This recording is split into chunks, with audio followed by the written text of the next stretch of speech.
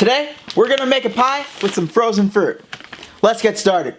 First things first, we're gonna roll out our store-bought dough onto our pie tin. Just place it onto here.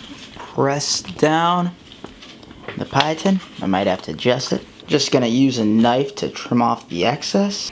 I'm just gonna do a little pattern on here. I'm just gonna take two fingers like this and push the pie dough with my thumb. This is completely optional though. And now we're ready to make the filling. For the filling, I have about 24 ounces of frozen fruit that I got from the store. I have a berry mix, but you can use whatever you want. I have about 4 tablespoons of butter for some richness. Spread that out a little bit more. I'm gonna add the juice of half a lime for some tartness. There's gonna be a lot of liquid from the frozen fruit, so I'm gonna add about a tablespoon of cornstarch. The cornstarch is gonna thicken up the mixture when it cooks. And now we're just gonna place all this into the pie. And I'm gonna transfer this to a baking sheet, that way it'll be easier later on.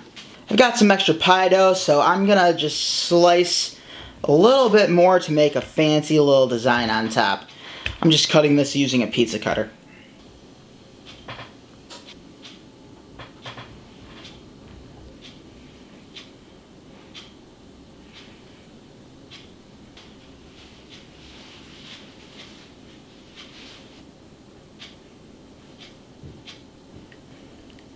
Ha, got him. And now this is gonna go in a 350-degree oven. And in it goes.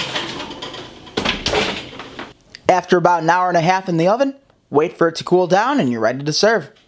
Thanks for watching. And until next time, I'm Jared Lendy with Small Bites. See ya.